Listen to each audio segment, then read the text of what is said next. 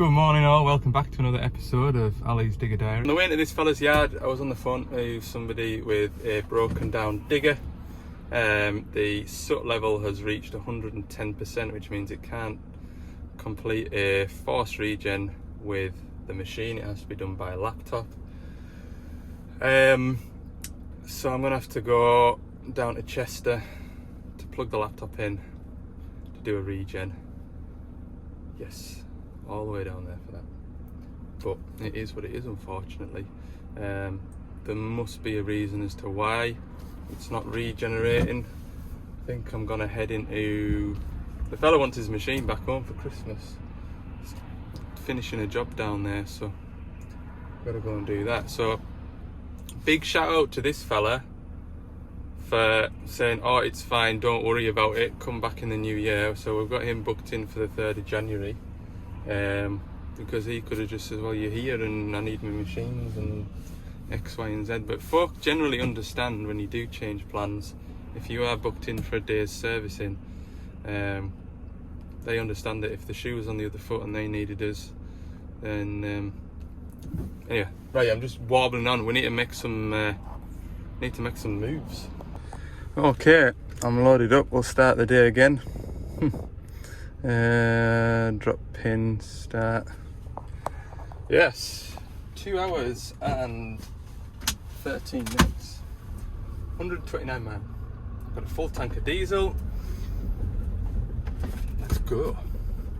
Hey up, just in time. Here's the snap-on van coming in. Better let him go. Get out of here quick before I spend all my Christmas money. Said it before and I'll say it again. I'd much sooner have a 2-hour drive on a back road than crawling along a motorway at 15 mile an hour. Bloody hell. Whatever this is, it's added 15 minutes to my estimated time of arrival. Only got 11 miles to go, but it's going to take 20 minutes. And mind, and we're here. Just have to go really quietly through all this mud, then I don't splash the van up. Oh no. Oh, I thought I was going to be on a nice gravel yard, travelling on nice dry roads. I thought, oh, the van will be still clean by the end of today. All up until about half past, no, it was about 9 o'clock. Let's dig over there. Nobody here. Hope they've left us the key fob. That'd be annoying, won't it? He's gone all the way back up to Cumbria. I've probably passed him on the motorway. He's got the key fob in his pocket. I think the novelty with people and these key fobs is wearing off and it's becoming a bit of a pain in the backside.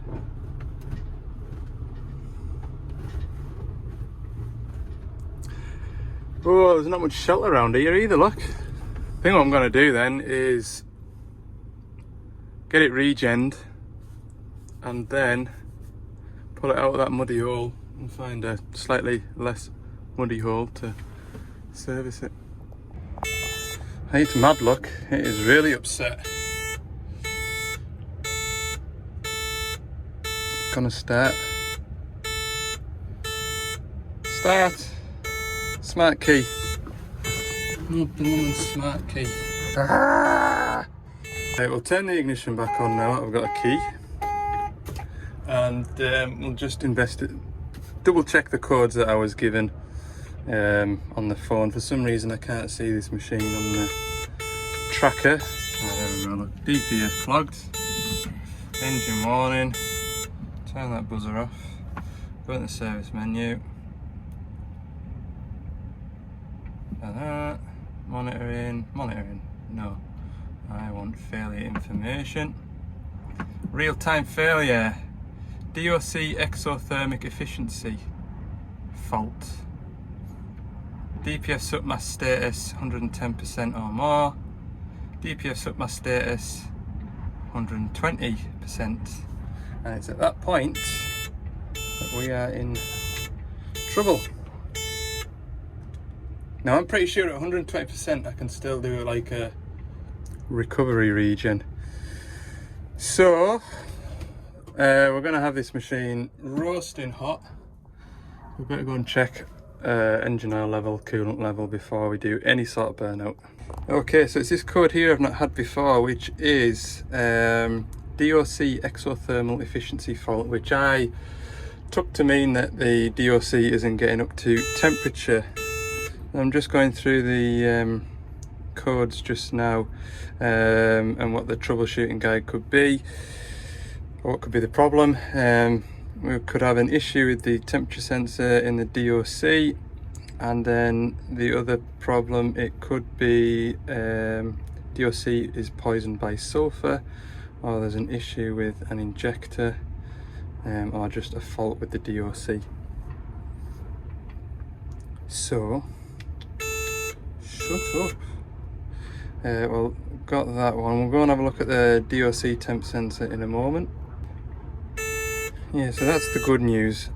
I wasn't sure whether when it got to over 120% whether or not I'd be able to do a regen with this, or whether we have to take the DPF filter off and take it away. So it is possible for me to do it as long as it's not gone above 150%. Yeah, force regen is force regen's disabled when it's above 121%, which is why he couldn't do a regen by pressing that button. So I was correct in that assumption of needing the laptop to do it. Daft thing is, he'll have had a warning when the DPF suck got above 110%, 4 or 6 hours. So he's gone 10 hours with an engine management light flashing away telling him that it needs a force regen. This whole thing could have been avoided by pressing that little button there, and it would have told him as well. But anyway, we're not here to point fingers, we're here to fix it. Right, click that button, not that one. Okay, so our SUT level is 127.4. That is good. We should be able to do the regen with the laptop. What was the other thing I wanted to go and look at? The DOC temp sensor. That's def supply module temp sensor. Basically I just scroll up here and look for degrees. To be further down here. Looks to me like the DOC. Oh my good lord! Oh, sugar.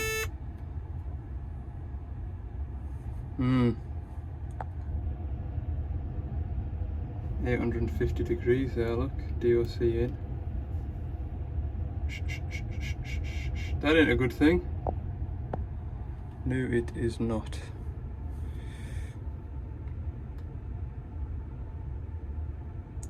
Yeah. Damn it. Can't fix it.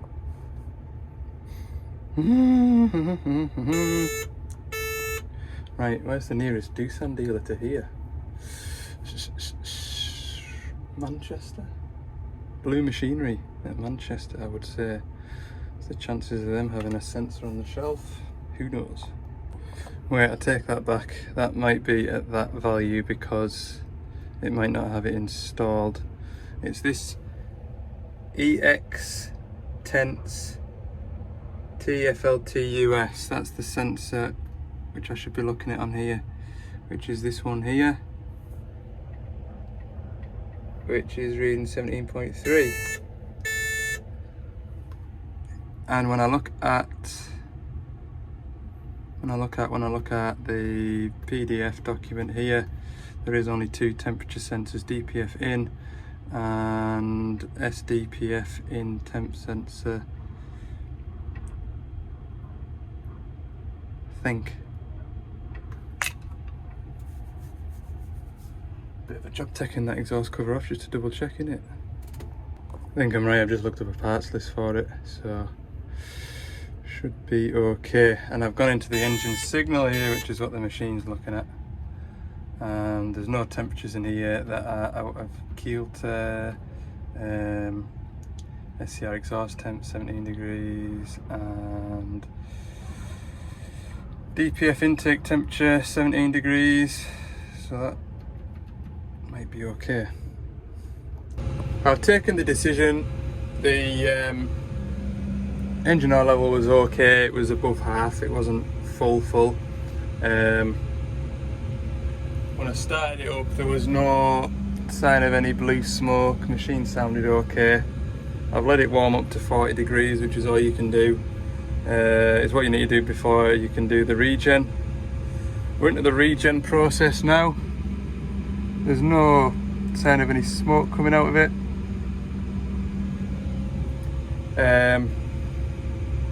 So yeah, we'll see. I'm not sure what all to do on this service. It's 1500 hours is on the clock. Don't think I've ever serviced it.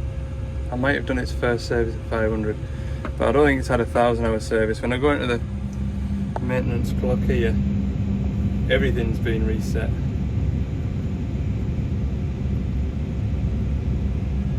So it's also had the filter warning light disabled. So I think I'm going to do 1000 hour.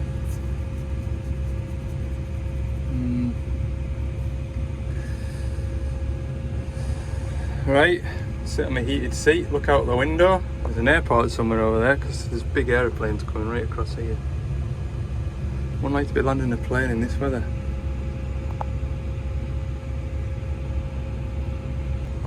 Well, we're about 15 minutes into it now. The soot level must have dropped below the 100% threshold because all the error codes have disappeared. It started off sorry about that. It started off at 36 grams, something near there. We're just watching that tumble down. I'm going to jump in the van and have some lunch, I think, because I think we can just leave this to it now. I just want to stay fairly handy just in case we started getting plumes of smoke coming out of it or anything like that. I didn't want to risk anything, so that should be okay to continue now. Right, I've just heard the engine RPM drop.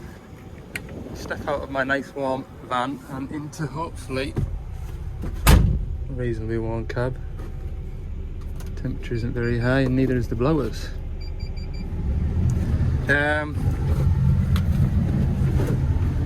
Looks as though everything's gone well.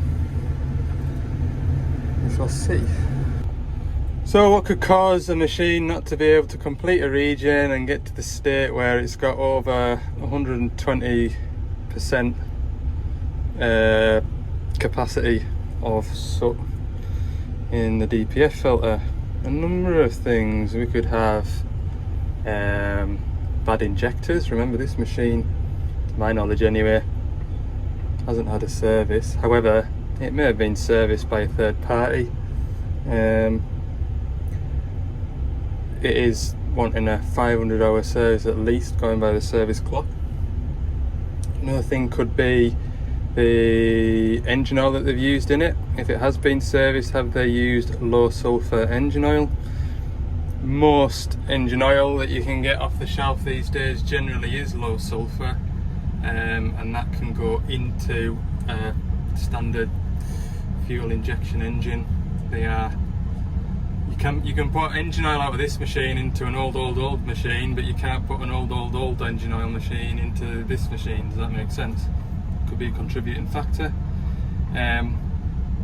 Could also be that the machine has been interrupted during its active regens, which is generally the most common issue with regeneration. It may have been digging away in that hole and then someone's gone down there to take measurements, and then the engine RPM's dropped to idle while the fella's sat in here keeping his cell warm. And that could have happened a couple of times for it to get above the 100%. So there's a lot of things. There is a lot of things. But it looks to have reset all the parameters. Soot mass is 0.02 grams. What it tell us in this menu? Operation time since last regen, 110 seconds. So everything's reset, everything looks happy. Temperature wise, this one here, which I wasn't too sure about, but I'm pretty sure it doesn't have that sensor installed, which is why it's showing. Just because, what's the best way to say it? This diagnostic tool connects to the mini diggers as well, which is DPF only. So you'll have a DOC in, DOC out, and a DPF outlet temperature sensor. So you'll have 3 temperature sensors. Whereas this machine has essentially got a DPF in temperature sensor and an SCR temperature, 2 sensors. So it isn't using this sensor here, which is what nearly tripped me up earlier and caused me to take that exhaust cover off. So we shall now have a look at the NOx sensor readings, because that would indicate bad injectors.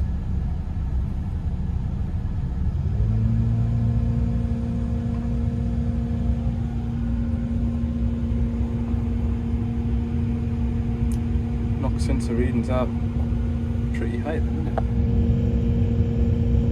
There is 0 conversion efficiency there. I mean, there is a bit of efficiency, but not an awful lot like.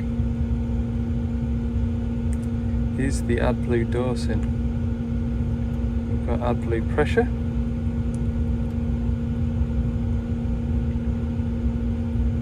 Where is my dosing status? We've got AdBlue going in at 11.4 milligrams a second. Dosing valve cycle is at 55%. So it is dosing. Where's my ppm gone? The happy thing is the upstream, which is unfiltered exhaust gases, is pretty low. The outlet sensor isn't great, but that's detecting the NOx rather than the soot, and it's the soot that's built up. So when you're looking at a build-up of soot, you're looking at excessive fueling or poor air filtration, anything that would make an engine smoke excessively.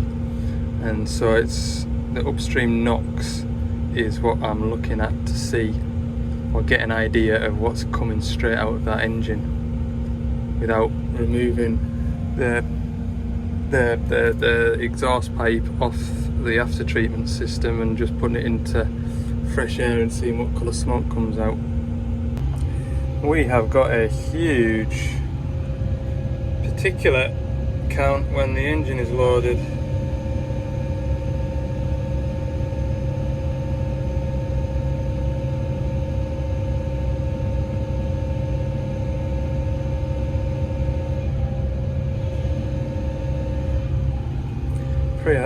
Pretty sure that's higher than it should be.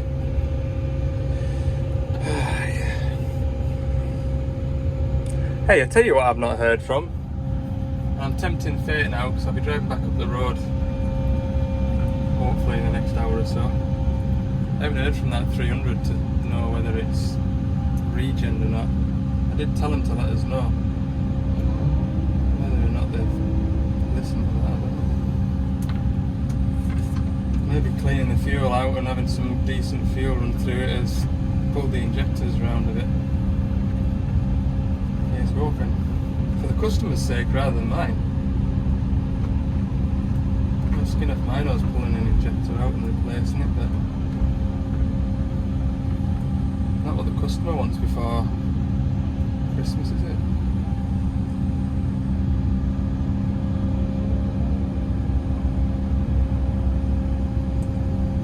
I've pulled the machine onto clean. Oh, I've got a blade lock. We'll get these final drives levelled up then. I've got a blade. I'm going to give the machine the benefit of the doubt. Put a set of fuel filters on it, service it, have a look inside the tank, go from there. So there we go. On the 11th of the 12th was when we had the DOC exothermal efficiency fault. Then the following day we have the 110% soot mass reached. The day after that we had the same fault. The day after that we had the same fault. The day after that, so we're up to the 17th now, 110% soot mass high. And then yesterday we reached over 120%. The machine worked for 4 hours and 37 minutes all day yesterday. when I was at the yard doing nothing particularly important or pressing, then I could have jumped in the van yesterday and came and done it. And then that fella this morning would have had his machines. Time we're on now, 2:15. I'd probably be making a start or halfway through the third service by now. Hopefully. Something that I do find odd is this has only calculated that the machine has done 589 hours, and the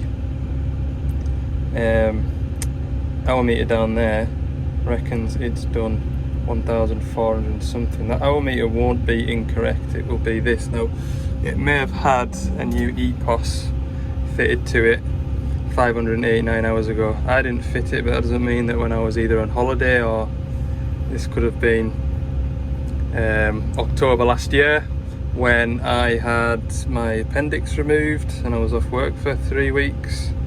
That doesn't mean that it didn't have an EPOS then.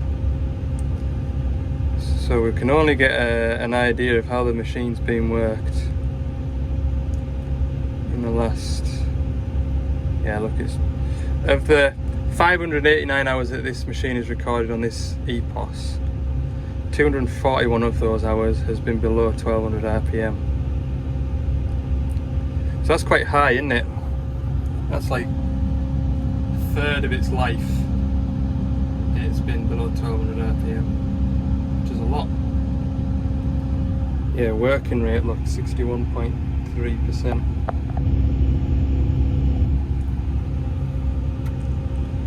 So that could also contribute to blocked DPF filters.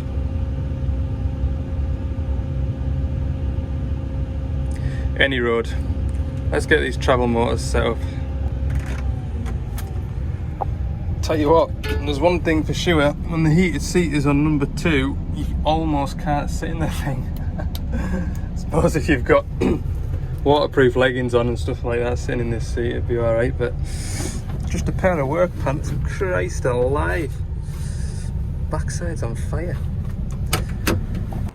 Right, time for the fun bit. Time to get cold. Let's get servicing. Be interesting to see what the samples come back like. That's the gear oils coming out. Engine oil out. Go and have a look in this fuel tank. That's about as much as I can see as well. Not just as clear as that 30 tonne of it. There's no floaters. Must have just over half a tank as well, so.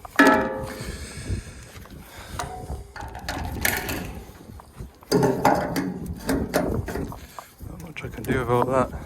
I mean, it is running and that, but holy. Look at these.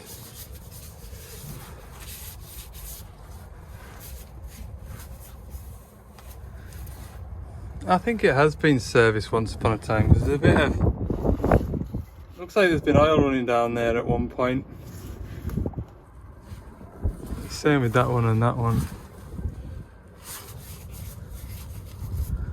Water and fuel, there's a bit of water there, look.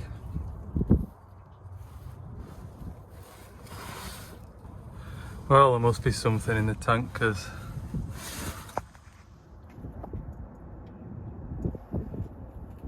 that is absolutely bulging. 22, 24, 219s.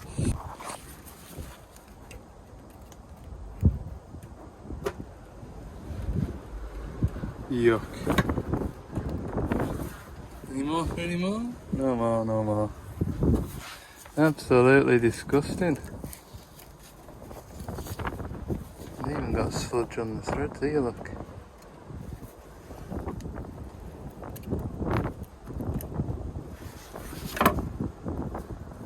What's that bug? Diesel bug! Looks like someone's gozzed into the filter. Blech. Yuck. Right, give that a blast out with the airline now. Okay, it is 3:30. Service complete. Don't see if it starts. There you go, it does. Shouldn't do that. Yeah, them filters were a bit. Not really there. The worst filter was that water and fuel filter. I hate these push buttons. Don't feel like it's gonna go. Yeah, look. The battery in the key fob's dying. So you have to use the. If you press the button with the key fob, eventually it'll register it. Eventually. Also, the rubber on the button's a bit firm.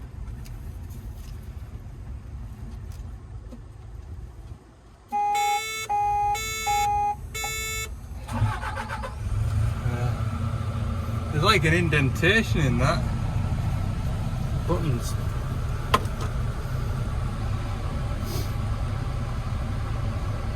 Right, we're running. Better go and check the filters aren't leaking.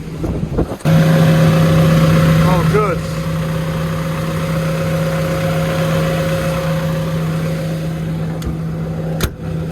Wonderful.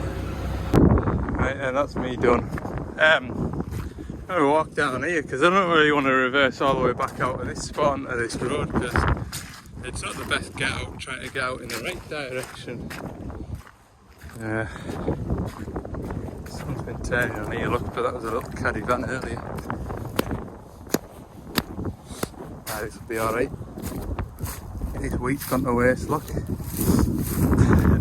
Tell you what they were doing, what they're wrong with anyway, they're putting a plastic pipe through an existing cast iron pipe.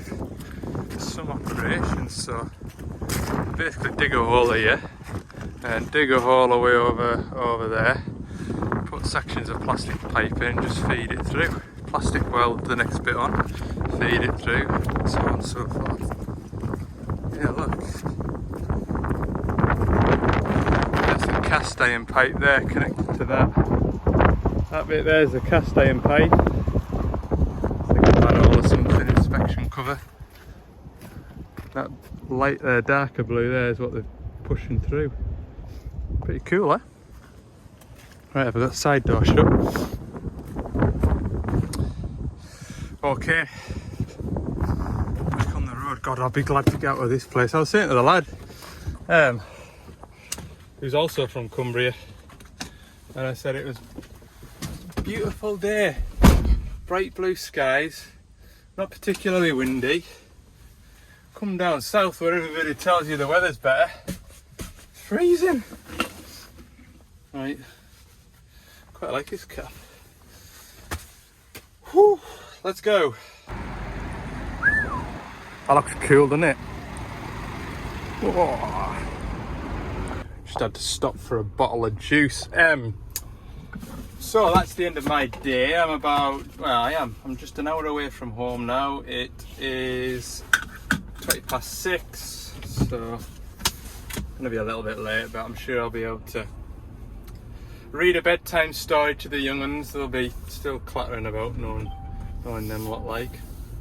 Anyway, we'll wind the video up at that, and see you in the next one.